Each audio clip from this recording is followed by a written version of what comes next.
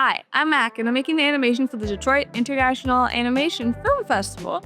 And so I'm going to tell you about my progress this week. This week I arrived at SLAM, which is a 10-week program where a bunch of other creatives are working on different projects and things. And I'm working on an animation for the Detroit International Animation Film Festival. So my progress this week was going to be mostly focused on character design and thinking about how the characters are going to look. I made the script before I got to SLAM, and so I have it all kind of written down on this app that I've made called Silo Note. It's not just a personal app where I have like my script written down for the whole sort of short, and then I have like reference images in there, as well as like links that have like information and give me like hints on like where I want to go direction-wise for this little short film. And I also have notes on the side for like story ideas and maybe things like details that I want to add to my animation. So yeah, everything's kind of like cohesive and nice. And this week I wanted to like set up characters and also get an idea of the way I want to fund all of this. First thing I wanted to work on was my website, which is my Shopify site.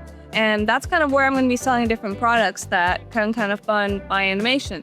My goal is about $2,000 a month, so first time I'll be making that much money a month with just like online sales. So I worked on that this week, setting up everything, moving things over from my old website. The next thing I wanted to work on was the animation progress. So animation has a lot of steps to it, and it's not just getting in there and drawing and stuff. You have to kind of plan. So the script usually comes first, the character designs come second, and then you have to worry about like the character models for your animation. And maybe you do some concept art to kind of get an idea of like the space, the colors you want to use and stuff like that. And that's kind of the next step. This is like the pre-production phase, the design phase. And another step in pre-production is the storyboard, where we kind of like map out everything in almost like a comic, black and white comic type style that's very kind of like loose, not super detailed and stuff. And that gives like the animator, which is also me, the idea of like how I'm going to animate everything, where the composition of every scene is going to be. So yeah, I'm working on that. That was kind of the goal of this 10 weeks, but maybe I can make more progress. But I feel like the storyboard's gonna take a bulk amount of the time. So what I started working on was my characters. I have about six characters. So the characters are the two main characters, and my animation is about these animals called mole cats. They're basically a mole and a cat mixed together, and they're kind of cute, really small, and they go scavenging for things that they need. And Tunda, which is our second main character, and we have Kinji, our main character. So Tunda's really rowdy, he's energetic, so I wanted to draw him like a lot of energy, and Kinji's like kind of calm and collected. She's like more mature and stuff like that. So I wanted to give her more of like a subtle features, subtle movements, and like Tunda like more like energy. It was really fun drawing Tunda, honestly. We also have our Robin. He's the bird who kind of gives people in the forest information on all the scavenging stuff around. So he's gonna come on here and there. And then we also have our human characters as well. So we're gonna have a little girl, and she's gonna get into the mix, and a mom, which I'm kind of not gonna show her face. I think it'd be funny to give like some sort of Powerpuff Girl, like Lady, what was her name? Lady Bellum, Lady Antebellum, I forget her name, in the Powerpuff Girls.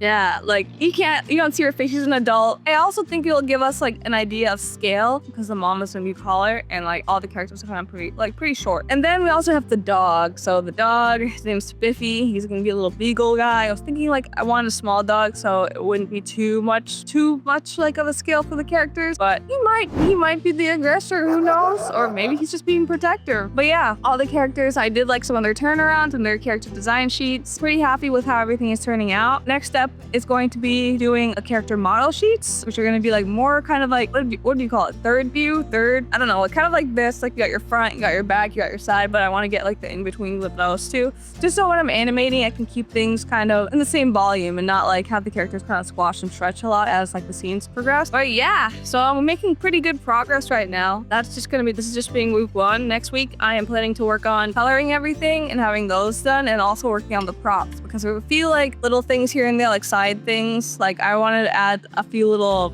I guess, foresty characters, maybe one honestly, and just like the props that are needed for the film based off the script. So we're making good progress for week one. I can't wait to talk about week two, and that'll be next week. So if you want to follow along on this journey of making an animation, then subscribe, and I'll see you in the next one.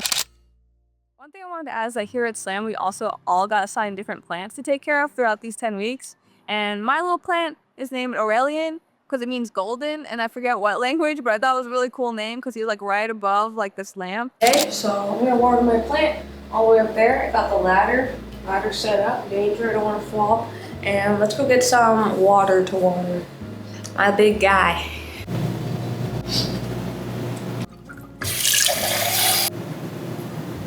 see if the scale works. I should have put the water in after. Well, it looks like we have similar glasses. I'm gonna use this as a test glass, and I'm gonna put it up here. Tells us how many grams, but I want to do ounces. So I'm gonna switch it to ounces, and I'm gonna zero it out. All right. Put them on top. 11. I need 15 ounces for my plant. Going to water you. He's a freshly watered baby. So I'm using an app called Picture This to like take care of my plant.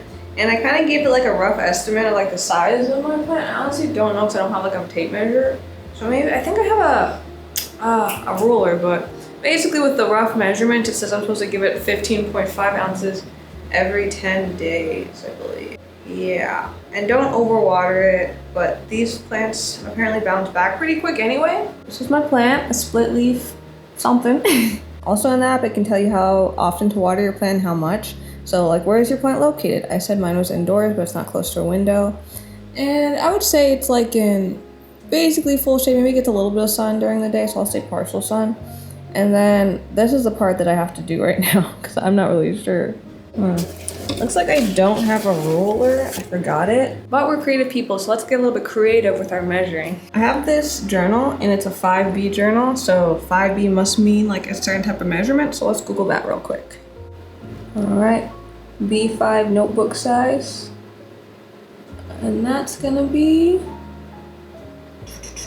9 by 6.9. So this is about 10 inches long. So let's try to see if we can measure the diameter of Aurelian over there.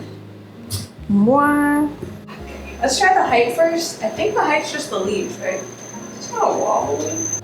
In terms of the diameter of the pot, I would say it's about the same size, but maybe a little smaller. So that's like 9.8 inch diameter.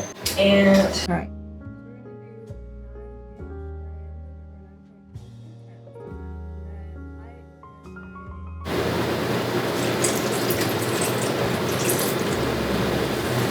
And I just have to make sure to water him every week.